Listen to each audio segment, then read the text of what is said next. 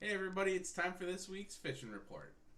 And this week's fishing has been a little bit crazy. But we did take a whole day. Normally, we bring you, Northeast Wisconsin fishing report, but we actually took a whole day and went over to a lake in Lang County. So, Hmm. not quite Northeast anymore. But we saw a lot of the same trends as what we did in our local home waters. So, water temps are, well, they started the weekend kind of lower end of the 70s. And by the end of some Sunday, because it was hot, hot, hot. Water temperatures were mid 70s or on the higher end of that. So Yeah. water temperatures are still really warm, and so fish really are in summer patterns. And the water we were fishing was fairly clear, so the midday bite was pretty tough.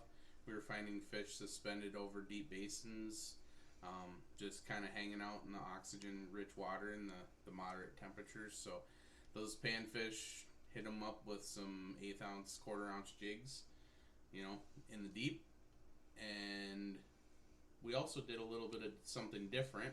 We ran some hard baits for perch.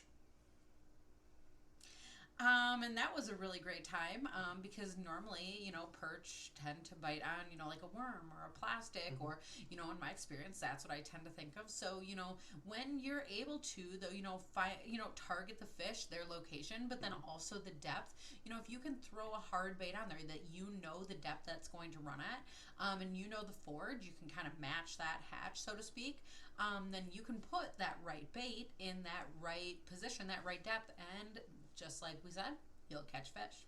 Yeah, we did really well with the number 5 flicker shads for the perch in a white color.